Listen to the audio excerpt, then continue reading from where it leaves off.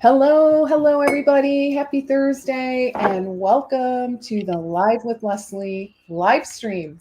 And gosh, today I'm super excited. This is really an awesome topic, and I think you guys are going to get just a ton of value. And we have the pleasure of having Angela Manderfeld from Outsmart Your Diabetes with us here today. And so today we are going to be talking about the myths that Angela constantly hears from both clients, patients, providers, pretty much across the board that are simply not true. So today is all about diabetes myths busted, what works and what doesn't. So really looking forward to our chat today. And for those of you that don't know me, welcome. My name is Lesli Vital, and I am a business strategist and coach. And I help health and wellness entrepreneurs who want to attract more clients, sell more programs, and ultimately grow a profitable private practice while integrating multiple streams of income into their business model. So again, welcome those of you that are joining us live, as well as those of you that are catching us on the replay. All right, so without further ado, let's go ahead and jump in. Angela, welcome. So happy to have you here with me today. Such an exciting topic, one that really seems to be gaining momentum. I don't know what's Yeah, happening in the world. Is it I can't decide if like it's because I'm more aware, and you're aware of something, you just kind of see it everywhere, or if it truly is gaining momentum. I think it's the latter, but what do you think? I think it's a little bit of both, but yeah, definitely, with, continuous glucose monitors on the rise, like people are just becoming more aware of their energy and their blood sugar level. And even people without diabetes are finding, some of that information useful now. So yeah, Right. it's definitely picking up momentum. Great. It's a good thing. So why don't we kick things off for those for people in our audience that maybe don't know you? Would you do just tell us a little bit about yourself and really curious about how you became so devoted to helping people with blood sugar issues. Tell us a little bit of the backstory. Yeah, my backstory is I just always wanted to work outpatient as a dietitian, and I started off in a diabetes and nutrition program. But even prior to that, I have a strong family history of diabetes. Both my grandparents on my mom's side had it. My mom has diabetes. She's been able to reverse hers, which is good. But I remember sitting in the basement with my grandpa at his computer, and we have these Excel spreadsheets, and we're entering in his blood sugars and making graphs so he can take these to his doctor. And he really felt good about, getting these graphs. If he's passed on now, but if he was alive today, like I really do think he would just eat up the continuous glucose monitor because Oh yeah, he so loved much to do that. easier, right? And Yeah. So diabetes is near and dear to my heart. It's yes, just, you've got a strong family history, and you helped your grandfather out, so yeah. that makes a ton of sense. Yeah. And also you have a book, right? Tell us a little bit about your book. Yeah, my book, Outsmart Your Diabetes, it's available on Amazon. I was so excited during COVID is when this got written finally and That's great. got Congrats, you're got an it. author. I'm so excited for you. Yeah, yeah, Okay, so available on Amazon. Are there recipes in it? Tell us a no little. recipes. Okay, no Yep, recipes. not So tell us just a yeah, no little bit recipes. And there's a reason for that. about. Okay. There's a big reason for not putting recipes in there because as you go through the book, it shows you how to individualize nutrition to you. Okay. So there's not like one style of eating that you subscribe to. You have to really look within, pay attention to your body, look at your CGM, and figure out what style of eating works best. Okay. All right. So Outsmart Your Diabetes on Amazon. I'll have to check that out myself. All right. So let's dig right into some of those myths that you commonly hear. So what would you say maybe one or two of those biggest myths are when it comes to diabetes in general? So I was doing a little lip reading because I lost you there for a minute, but Oh I think you no! asked me. I think you asked me what was one of the biggest myths that I've been hearing about in diabetes. Yes, that is 'Cause right. I'd love to know, guys, okay, cool. am I cutting in and out? Just give me a yes or a no. I don't know what. I hope It's like maybe it's just me, my but yeah. microphone is on. Guys, let me know if I'm cutting in and out. And if I am, I don't know what I'll do about it, but at least I'll know. Okay, sounds I'm good. a really good lip reader. Part of your education, right? It's Like, part of my education, yeah. all right. So someone Well, said it sounds good. So fingers it crossed does that sound good. you guys can hear me. All right. And if Okay, not, perfect. you'll have to, I guess, learn lip reading as well, right? Yes. Because I don't know what the solution is. All right. That's So, okay. So one of the biggest myths. So I would say, what people are seeing on social media, YouTube, Google, whatever, is that the only way to reverse diabetes is keto.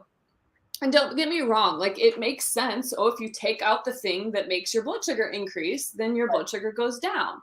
But in practice, I've found that you don't have to be overly restrictive to actually reverse diabetes. And okay. I am all about keto. Like keto definitely has its place and it's a very therapeutic style of eating for some Mhm. people. But what I found is people that benefit the most from keto usually have a pretty strong why or a reason why they need to follow keto. People Okay. that have diabetes, like their energy might feel a little bit low. But there's nothing like crazy glaring, like they can't get out of bed in the morning or they can't move or walk or they don't have anything that severe. So sometimes making a really severe diet change can Mhm. be like and they don't even want to start because they already think, oh, this is going to ruin my life and I don't even want to go there. Right. They think it's not worth it. Exactly. So I think that's one of the biggest myths is that it has to be an extreme diet Okay. change. I just had a patient who I've been working with for the past month or so. She came to me. She had 100 pounds of water weight in addition to being overweight. So Oh she was my upwards of 300 plus pounds. 100 She was pounds the of water weight?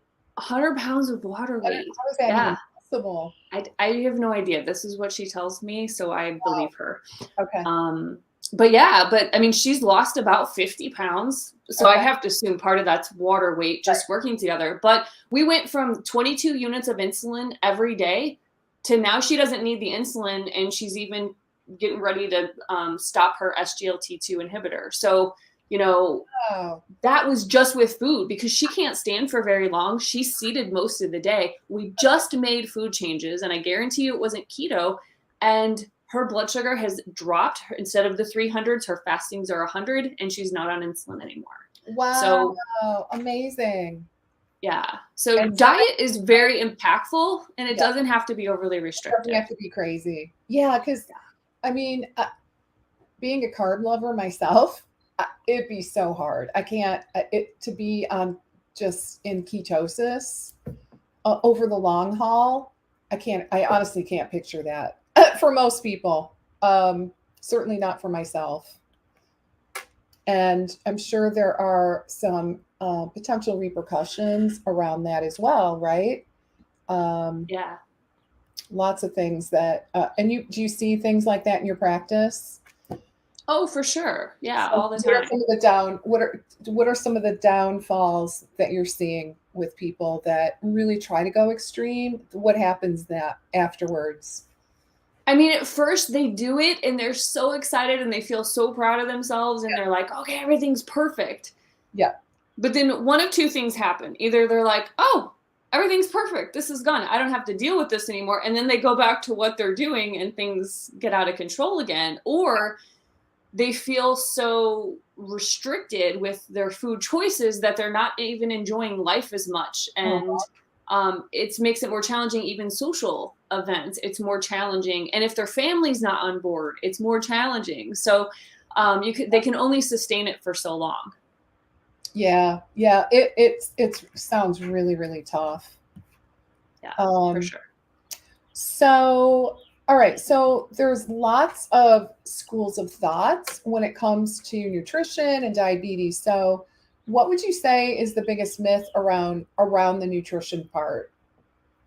Yeah. So I think the biggest myth is, that there's one type of diabetic diet, which I hate that word. Yeah, People, put people that would have diabetes into this category and, oh, you have to eat a certain way. So they're telling them they have to eat sugar free, they have to, eat light foods, use artificial sweeteners. right, I've even had patients come to me being told they're supposed to eat 6 times a day, always have a snack before bed. Like there's some crazy nonsense out there. right. Um, and, I think the biggest takeaway from today is diabetes nutrition has to be individualized to the person. There's so many different things that go into that. Like some of that we talked about, like what is their lifestyle like? What is their work schedule like? What Mhm. is their family life like? What are their genetics? There's certain genetic genotypes where people have to eat a certain way. Maybe they have to avoid gluten to decrease their risk of heart attack, or maybe they need to eat more vegetarian to again decrease their risk of heart attack. So there's so many different things that go into an eating plan that we really do need to take the time to sit down with them and individualize it. Because in a doctor's office, like doctors have a couple minutes with a patient, so to throw out like, hey, go do keto, get your blood sugar down, like that's easy for them to say, and we certainly can't fault them for that. But nutrition is a huge deal. You can't give a two-liner sentence on the patient's way out the door and expect them to leave and fix it all and be perfect. Um, and one last thing I want to throw in here is, a lot of times when people's blood sugars have gotten so high and we say, oh, do keto or do whatever, and Mhm. people go out and do that and they're on medications, what Yes. ends up happening is their sugar comes down fast because they do make these diet changes. And Okay. now it's going down too low. And, PTSD is a big word to throw around, but I will tell you, I have had a lot of patients with kind of some trauma Really? experiences around having severe low blood sugars. Then they get very scared of it. And Okay. now they're feeding their medicine. They're like, I'm not doing that again. I know if I don't eat a certain amount of carbs, I'm going to get too low. And that does not make sense to me. So we need to be teaching patients how to adjust their medications when they're using food for medicine. And I think that's one of the things that us as dietitians and functional nutrition or medicine providers, Right. that's where we can really shine and help our patients to truly be successful and to come off of medicine and have that happen for the long term instead of, get freaked out after they do the keto and they had a blood sugar in the 50s. Oh my gosh. Absolutely. Okay. Yeah, Yeah, that would be super scary. I can see definitely. why that would be, traumatizing for them and something that they want to avoid at all costs. Okay. So let's talk about let's talk about fasting. I think that is going to be a really interesting topic to delve into because we're hearing a lot about intermittent fasting, right? And I'd love to get your insight and your thoughts around, you know, intermittent fasting in general and how helpful it is. Is it helpful to help that diabetic client, or is it kind of a myth? Is it kind of one of those trendy diet protocols that we're starting to see more of now? What are your thoughts around that, Angela? Yeah. So at first, it seemed very trendy. Everybody's doing intermittent fasting. Yep. But, you know, with diabetes is a gut bacteria problem. Oh, We've let's. got an imbalance of gut bacteria. So Okay. here's the cool thing about fasting. Fasting can increase akkermansia. Okay. So I'm doing the short word because Akkermansia municiphala is a Yeah. Yeah. Okay. very Big big long. word, and I can't. Okay. So Yeah, basically, it's a gut bacteria. Yeah. it's a gut bacteria. So when you fast, you can increase the good gut bacteria. Okay. When you have that good gut bacteria, it's also producing something called butyrate, which is a short chain fatty acid. And Yes. that actually helps heal the gut Okay. and it improves insulin sensitivity. So while people are thinking, oh, well, I fast, I go without food, I don't have sugar in my body, so my sugar comes down. there's way more to it than just that. Like Okay. fasting is a very useful tool, and it only takes like maybe 13 hours from dinner to breakfast of no food, no calories going in Okay. to help improve gut health. Now, some people will extend that fast. Maybe they go up to 15 hours or 17 hours and they can get a little bit better benefit, with the immune function, immune health, again, more insulin sensitivity there, and just helping cells in general. But it only takes 13 hours. And most people, if they put their mind to it, can do that pretty Oh, yeah, easily. I would think. Yeah, Yeah. 13 hours isn't too terrible of a stretch, I would think, for Yeah. most people. But I'm Yeah. sure they need to be very cognizant of it because it's so easy to, snack at night and, just like graze and not even really think about it. Now, a little off the cuff, but what are your thoughts around fast? Is it the fast mimicking diet? I think, there's some companies out there like Prolon is one that is coming up for me in my memory. Do you Mhm. have an opinion around that? Because that's a little bit more intense, right? It's like a 5 day. I think they're offering options now, like a 3 or 5 day, if I'm not mistaken. And it's not Yeah. 100% fasting. It's like it's eating specific foods. I think it adds up to around 500 calories a day. Do you have Right. opinion around that in terms of, healing the gut? And I really want to dig more into it being a microbiome issue. That's super Yeah. fascinating. So yeah, tell No, me your thoughts around that. I don't use the Prolon. I am not against it. I think it can be helpful. I think sometimes it's cost prohibitive for some patients. Yeah. And then there is still that commitment there of like, okay, this is all I get to eat, and it can be a little bit restrictive. So, if we have, and I guess I just haven't really seen the need for it yet. Like when people Okay. start doing the 13-hour fast and then they extend to the 17, Okay. occasionally I'll have somebody do a 24-hour fast. Okay. But I absolutely don't have anything against it. I actually think it is a really good idea for gut health and gut healing.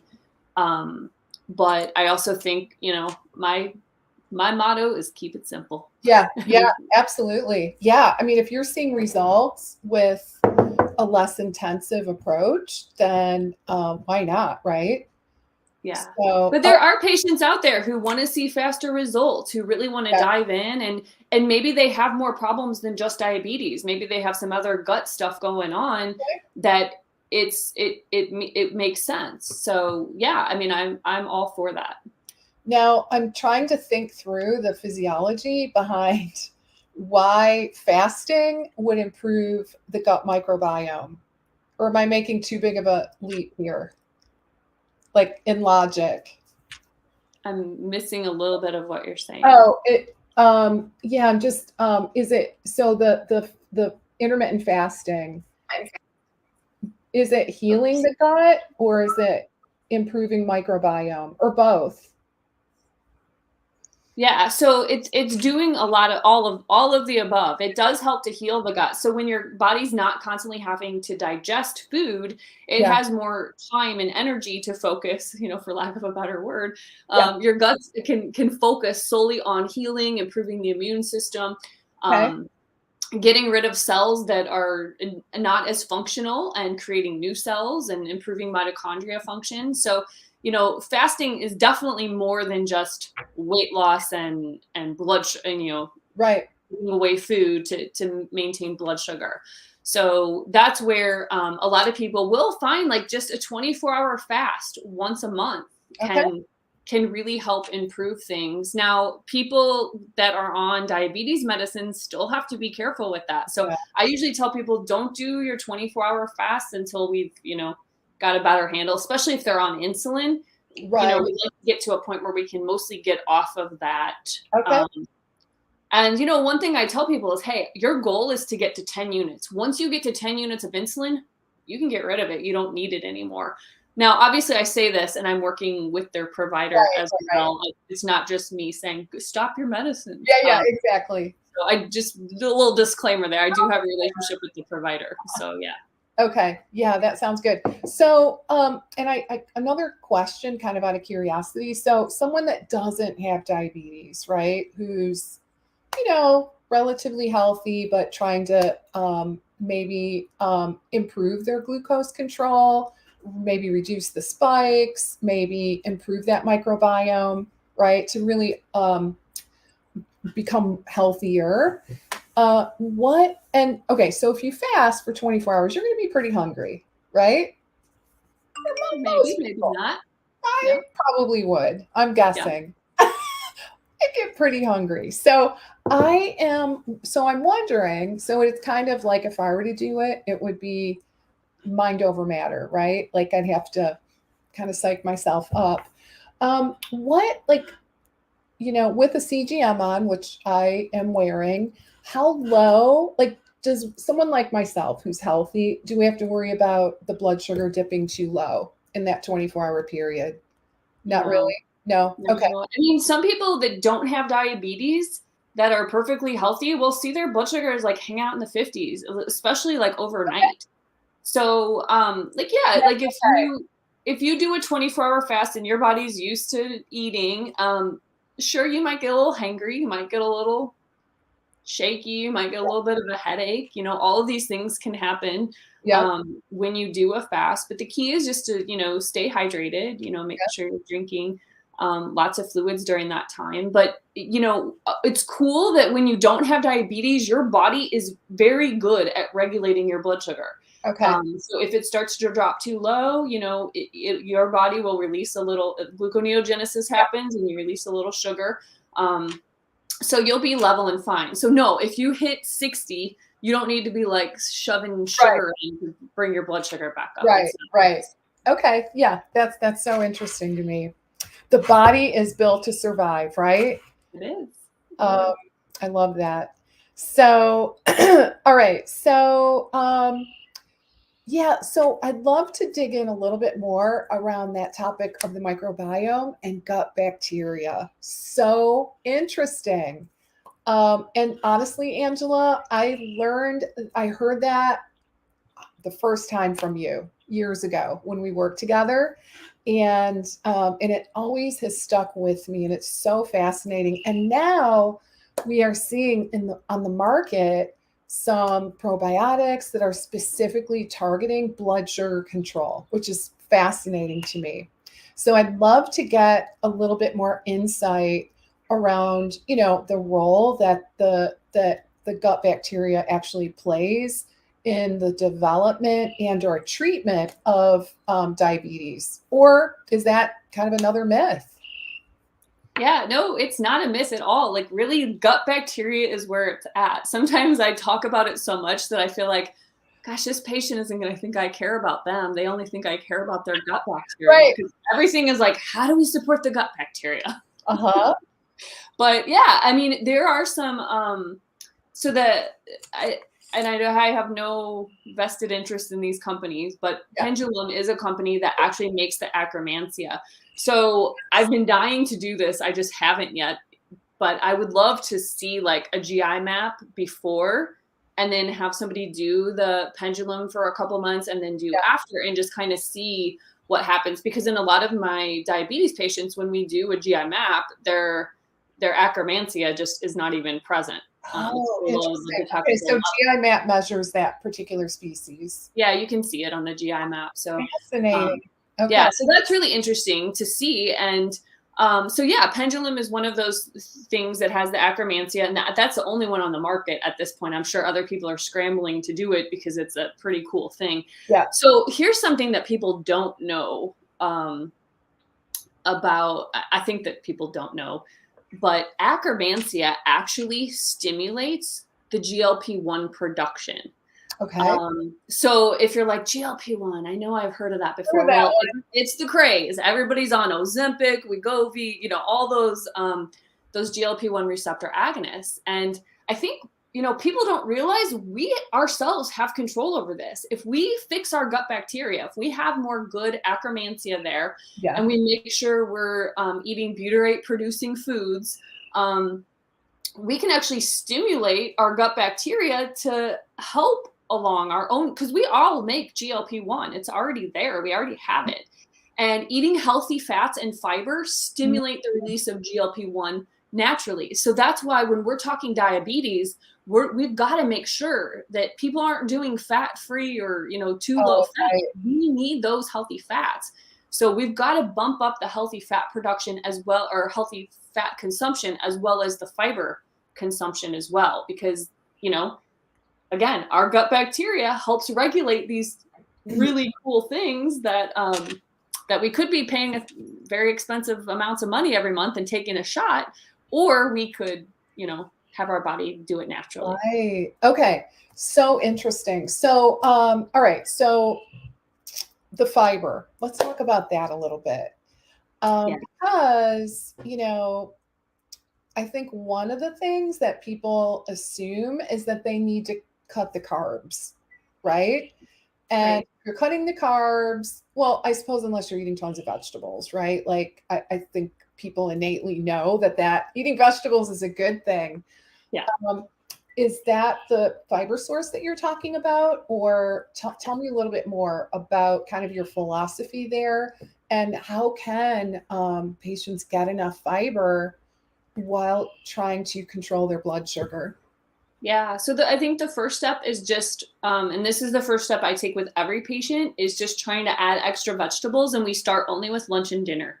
Some patients, I will just start with dinner. Yeah. Okay. And we try to cover half the plate with the non-starchy. My goal is to try to get each patient up to about 10 grams of fiber per meal to Okay. start. Awesome. So the cool thing, again, is we can do that with healthy fats, like our chia seeds, our ground flax seeds. Those can easily be snuck into Okay. some of our higher fiber carbohydrates. And I think that's another myth with, at least 20 years ago when I started in diabetes education, we used to teach a carb is a carb is a carb. Right. Well, Oh, yeah. no way. That is not true. Like, that is not true. A carb is not a carb. So non-starchy vegetables are still carbohydrates. They just have lower amount. We Right. need to be choosing fruits that are high in antioxidants and polyphenols. A lot of times they're saying, oh, get rid of fruits. Well, Yeah. they have fiber and you can choose the higher fiber ones like the berries. Yeah. So I think it comes down to educating our patients on quality is what's most important when it comes to carbohydrates, and making sure they're choosing the ones that have the dietary fiber in them. Okay. So what about oatmeal and beans? Yeah, oats are fine. Okay. It's what people do with the oats.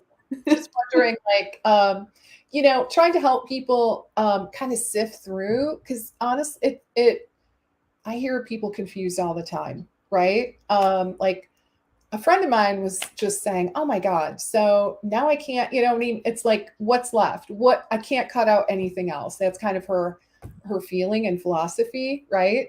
Right. And like there's nothing else to cut out, Leslie, is what she's telling me.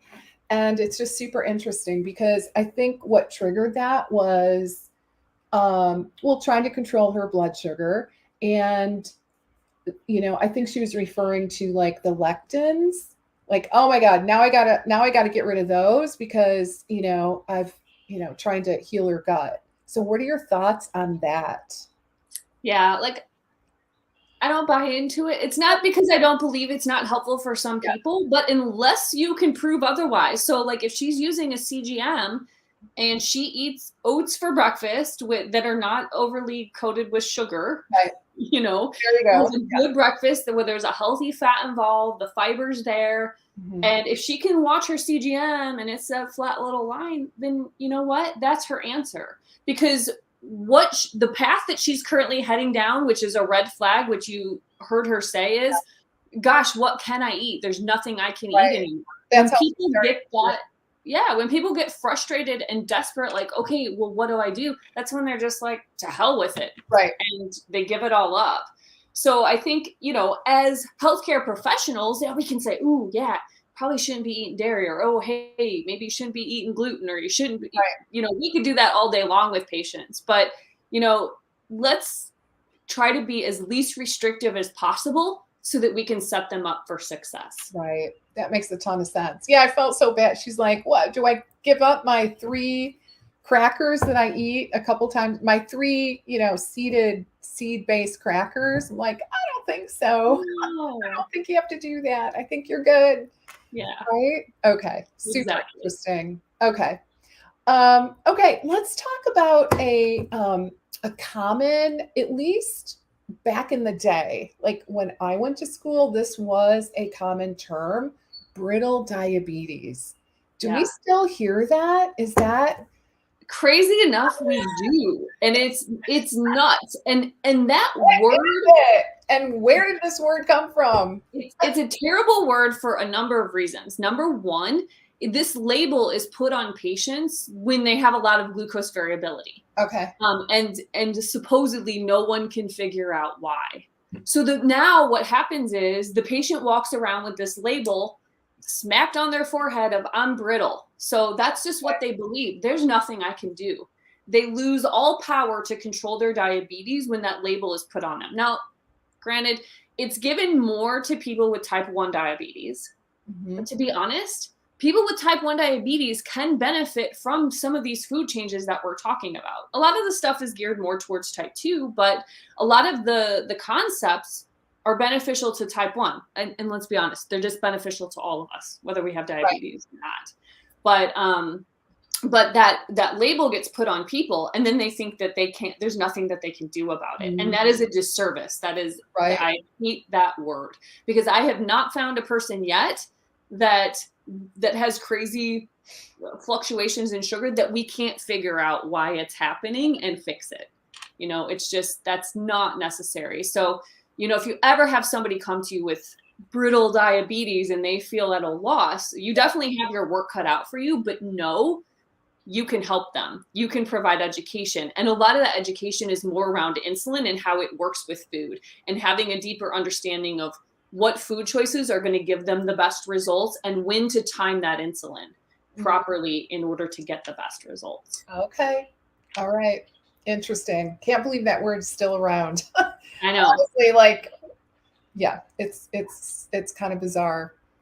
Let's talk a little bit about. Well, I'd love to know. Are you integrating CGMs into your practice with patients? So Yes. tell me a little bit about that. Like, CGMs to me just make life worth living. Like, I love them. Like, I know this sounds so nerdy, but like there's nothing that I love more than looking at continuous glucose monitor reports and comparing them to my patients' photo food logs. I also love when they're on an insulin pump. Like, I work a lot with type 1 people as well, Hmm. to look at the reports and to look at the insulin and to look at the, oh my gosh, it's a dream come true. And I think I'm so excited about it because I remember the days of looking at individual finger sticks, Oh like my people are gosh! checking their sugar 10 times a day trying to figure out what's going on. Right. But yeah, the CGM is a dream come true, and it gives patients that knowledge, and that knowledge is absolute power for them, because now they're not stuck with, yeah, I went to the diabetes educator and they said I could only eat 50 grams of carbs or 20 grams Oh, of carbs right. per meal. Now the patient gets to figure it out. So we provide carb awareness, like, okay, these are carbohydrate foods. You can look at the grams, but let's see, what is your carb tolerance? So they can see what they ate. They can Hmm. see how high their blood sugar goes. And then they can say, ooh, yeah, I might need to reduce. Or they think, oh, my sugar didn't hardly go up at all. And I ate Yep. 50 carbs at that meal. So it really gives them good feedback on how their body is able to process their carbohydrates. So, coolest thing ever. Ever, right? I love it. Yeah. Yeah. I showed you. I have mine on still, and I'm learning a ton, and Yeah. just, really trying to manipulate things. Hmm. Um, you know, I think I shared with you this morning, I had this really delicious oatmeal bake. It's so good, but admittedly it's got eggs in it, oatmeal, like 1 egg per cup of oatmeal, almond milk, and it does have some syrup in it, and bananas on the bottom and walnuts and blueberries on the top. It's really good. But Awesome.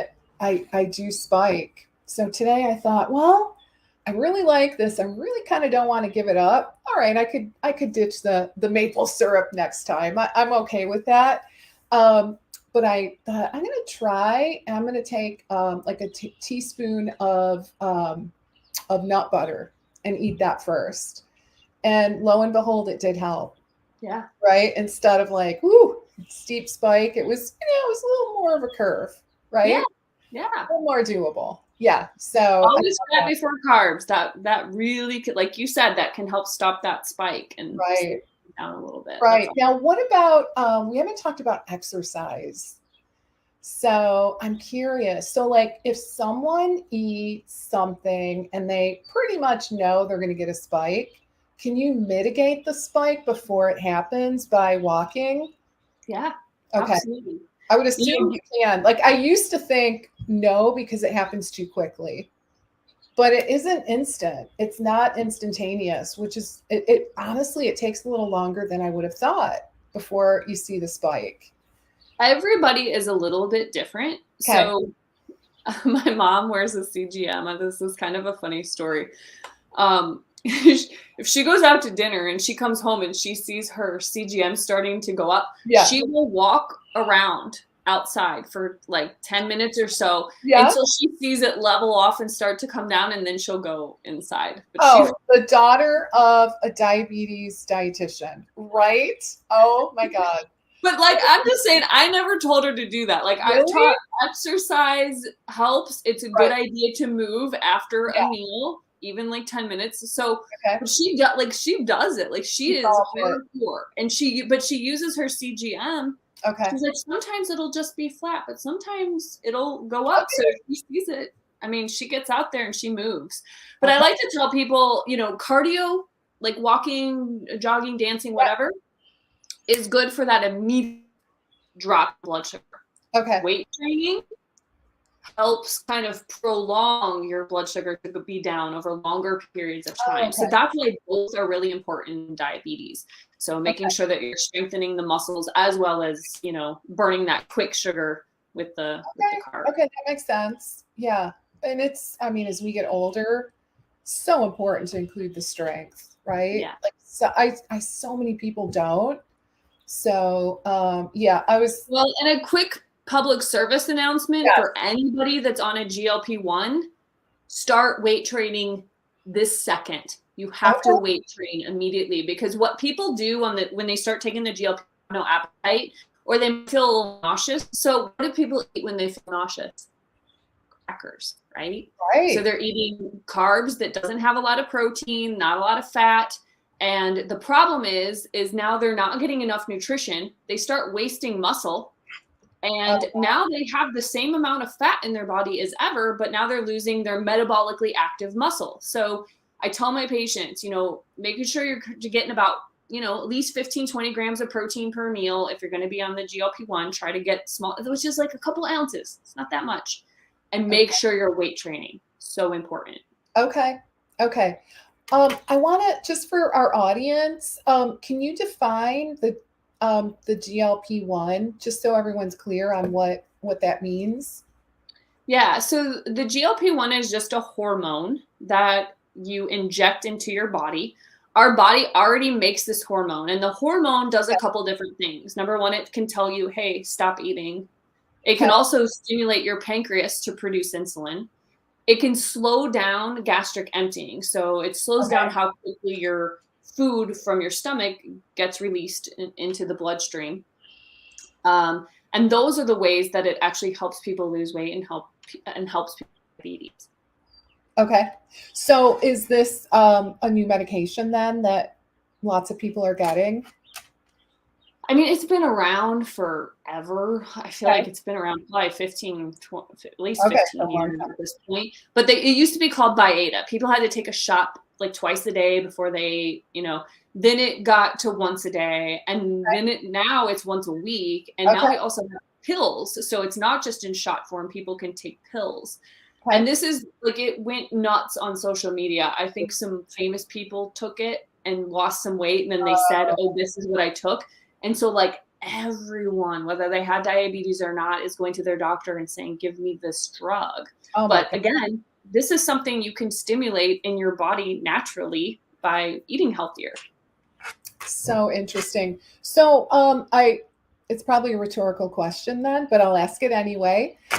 Should most everybody with diabetes be on a GLP-1? I think I know the answer, but So I'm all about, using tools that are necessary. So like if someone has not been able to move, their blood sugars are high, they have a lot of weight to lose, by all means, let's do anything and everything we can to help them, and let's give them a GLP-1. But while they're taking it, we're teaching healthy behaviors, how to teach the body to maximize its own GLP-1.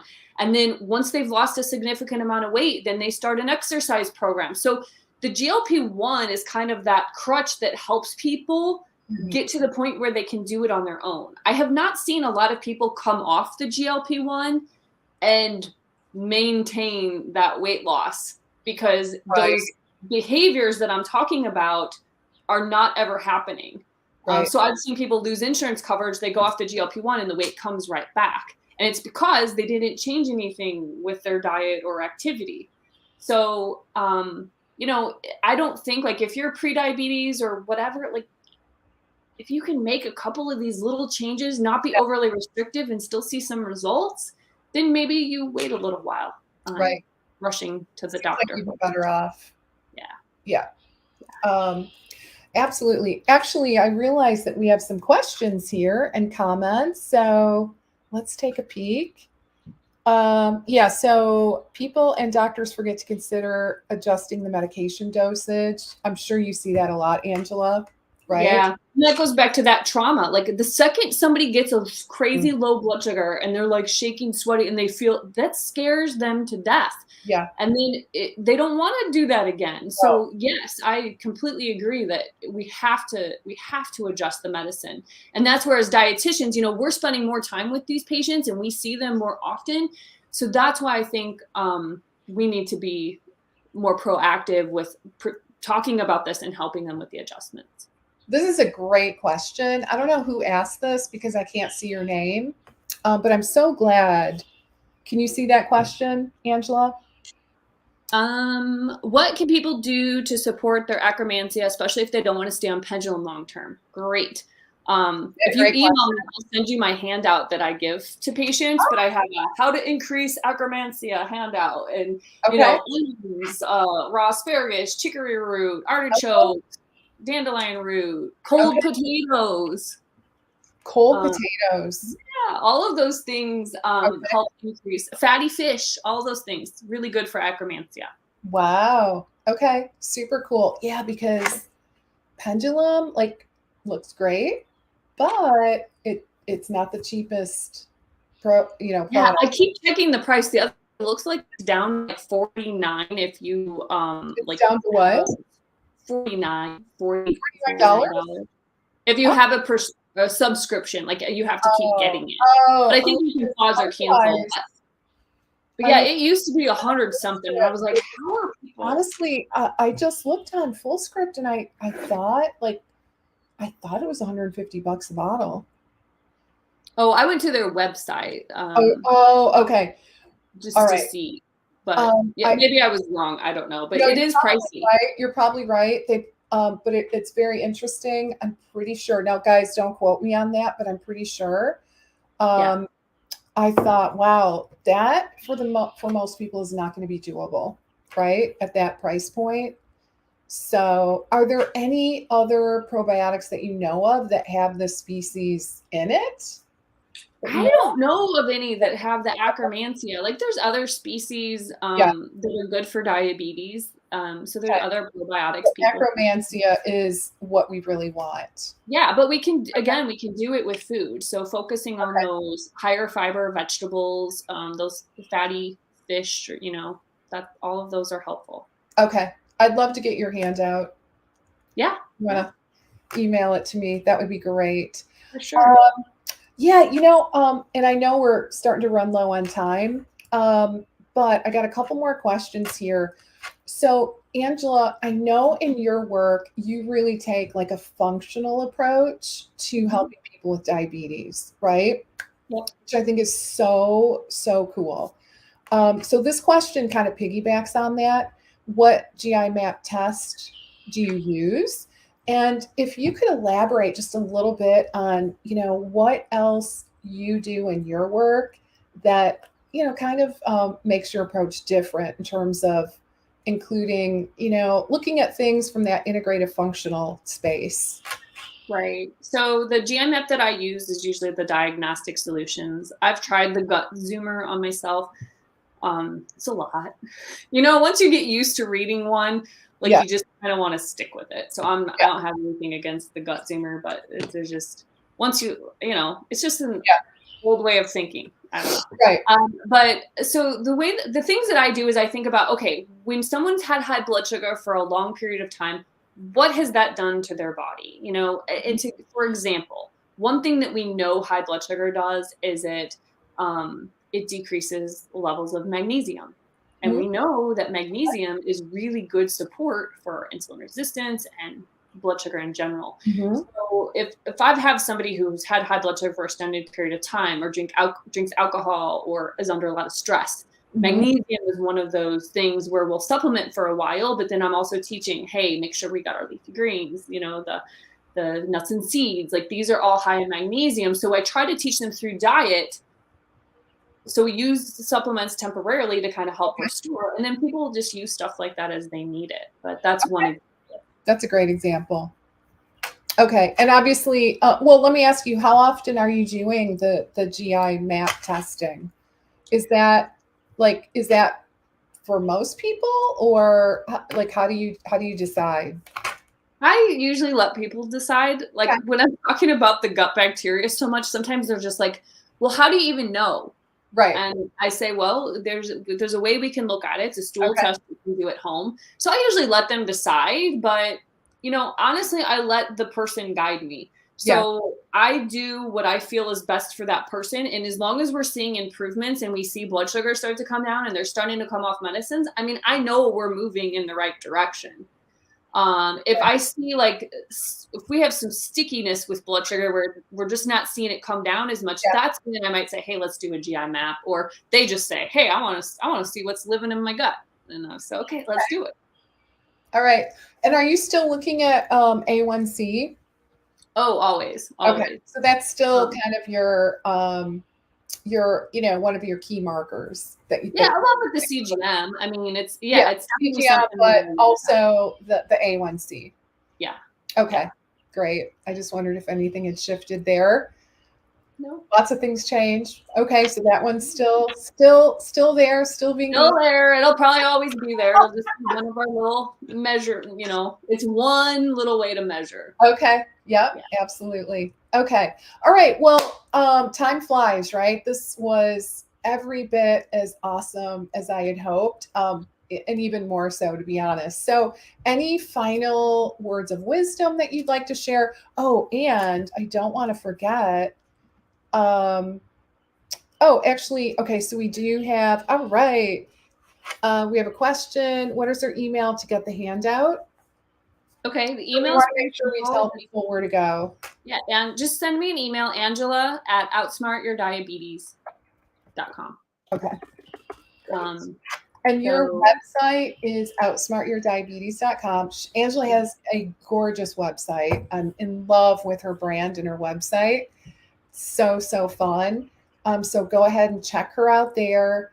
Buy her book on Amazon. I think that would be a great addition to any professional, practitioner's library. And drop her an email so you can grab that report. Is there anything else that we want to share? Kind of final words of wisdom, final recommendations, anything yeah, else? I mean, I think the best thing with diabetes is because we're getting to the point where so many people have it or are going to have it. We have to keep it simple. Yeah. Don't get sucked in by all the stuff. Okay. Start with the basics and start with the food. And it does not have to be overly restrictive. We're good at this. We're good at listening to our clients. So listen to their challenges, listen to how their life is, and start with little bitty things. Because I would say the biggest thing that people tell me is, Angela, I felt like I was doing little things, and before I knew it, everything had changed. And so it felt effortless. And I think that's important as we try to keep it simple for patients. The Okay. last thing is I'm working on a CE program for healthcare professionals, um, where we work together for 12 weeks. I know it seems like a long time, but it's kind of a diabetes deep dive, where we look at case studies. All People right. get people even get a 45-minute one-on-one session with me if you want to dive into case studies. So as soon as I get the continuing education all set up, I'll probably kick that off maybe in June, July time period. So if you're interested, send me an email about that and I'll make sure you're on my wait list, so that, maybe we could do a bit of a mastermind together. So That again, would my be website, outsmartyourdiabetes.com, and my email is Angela at outsmartyourdiabetes.com. Yeah, and we have one last question. I think someone missed what they're going to get if we send you an email. So people were asking about akromansia. Like, I have a handout that I give patients on how to increase their akromansia and their butyrate. So if you want that handout, just send me an email and I'll send it to you. Awesome. Okay. Great. Oh my gosh, so good. So much fun. Amazing to see you. And guys, I forgot to mention that Angela's in Alaska. And how many feet of snow do you guys have? Oh, we got more today. It's like 5 feet out there still. It's just to be Make it spring. stop, right? Yeah. Make it stop. Please. Now, Angela, you're originally from Illinois, if I remember, right? Yeah. Yeah. Yeah. So you're a Midwest now. Midwesterner that relocated out in the wild, wild West, right? The For sure. wild Northwest. Northwest. Yeah. Very far Northwest, which is amazing. But yeah, I hope things thaw for you soon. Finally, it's gorgeous here in Wisconsin. Yay, we've got like 70-degree weather today. You can hear the birds chirping. So happy about that. We're headed to Minneapolis tomorrow to visit my daughter and super excited about that. We do have a thaw in Minneapolis too. I think it's going to hit 70 there as well. So anyway, all right, guys, it was awesome to see you and chat with you all today. Thank you again, Angela. I really, really am so grateful for your time and really your willingness to take time out of your day and share your wisdom with us. Really appreciate it. All right, My guys. pleasure. Thanks for having me. Yeah, anytime, anytime. Love it. Okay, guys, have an awesome rest of your day and a great weekend. And already looking forward to seeing you again next week. Bye for now.